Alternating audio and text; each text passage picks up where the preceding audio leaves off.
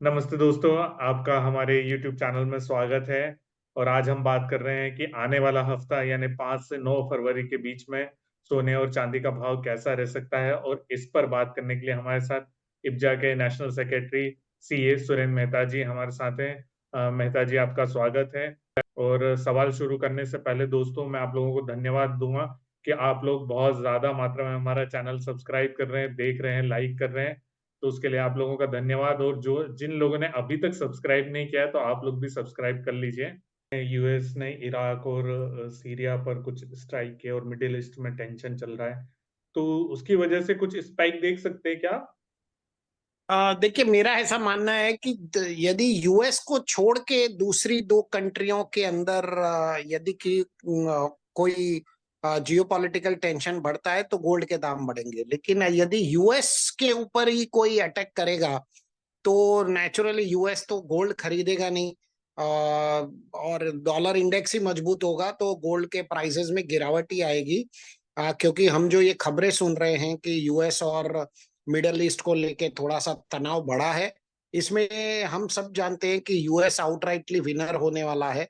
और वो गोल्ड को क्यों बढ़ा है, वो अपनी करेंसी को ही स्ट्रेंथन और करेगा।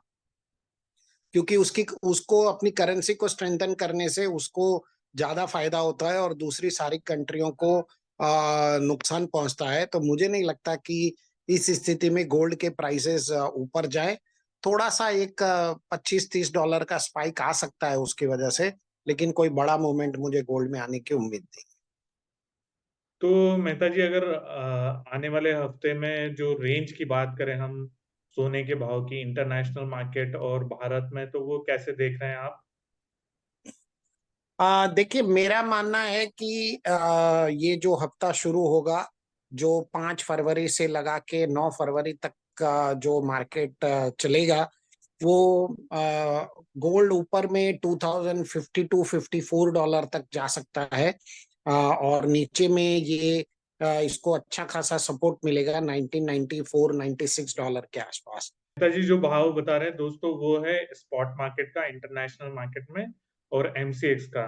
तो अगर आप नॉर्मल भाव अगर उससे कंपेयर करेंगे तो उसमें जीएसटी और अन्य बहुत सारे टैक्सेस जो जुड़ते हैं वो सब भी शामिल होते हैं, इसलिए ये जो भाव है उसमें जो अन्य टैक्सेस वगैरह शामिल नहीं है। तो मेहता जी, अगर चांदी की बात करें तो चांदी को कैसे देख रहे हैं आप? चांदी भी मुझे लगता है कि एक ट्रिगर ढूंढ रही है ऊपर जाने के लिए। यदि आप चांदी को भी देखें तो बार बार चांदी 71,000 भारतीय बाजारों में आके रुक जाती है। यदि इसको 71,000 से बड़ा ट्रिगर चाहिए तो इसमें भी एक बड़ा कोई न्यूज आनी चाहिए। मैं मुझे ऐसा लगता है कि चांदी के प्राइसेस 71,000 पे और एक बार कंसोलिडेट होंगे। क्योंकि जिस तरह से गोल्ड 2036 डॉलर के ऊपर एक स्टेबल पोजीशन बना रहा है और डायरेक्शन लेस हो चुका है, उसी तरह चांदी भी 71,000 71,800 के बीच में कंसोलिडेट हो रही है और डायरेक्शन लेस हो गई है। चांदी में भी फिलहाल मुझे कोई बड़े ट्रिगर की उम्मीद नहीं है, अनलेस की कोई बड़ी न्यूज आ जाए। वरना हम चांदी को इस हफ्ते नीचे करीबन इसे इसको सपोर्ट मिल सकता है 68,900 रुपए का। और ऊपर की तरफ इसका एक रेजिस्टेंस है जो 73,000 के ऊपर कहीं जाता नहीं। आपका आयोजन रहता है जवेरी बाजार फेस्टिवल, तो उसकी क्या तैयारी चल रही है? कब से चालू होने वाला है और क्या कुछ उससे जुड़ने पर ज्वेलर या ग्राहक उनको क्या फायदा मिलेगा? देखिए, नॉर्मली हमने इस मार्केट में देखा है कि बहुत सारे एग्जीबिशन होते हैं। जितने भी एग्जीबिटर्स होते हैं वो बड़े बड़े मैन्युफैक्चरर होते हैं, होलसेलर होते हैं। वो जाकर अपने गहनों की प्रदर्शनी लगाते हैं, एग्जीबिशन लगाते हैं और वहां पर बायर आते हैं। हमने देखा है कि बहुत ही एक कॉस्टली मेथड हो गया है, क्योंकि एग्जीबिशन की कॉस्ट बहुत आती है और उसमें सारे लोग पार्टिसिपेट नहीं कर पाते। जो बड़े प्लेयर है वही पार्टिसिपेट कर पाते हैं।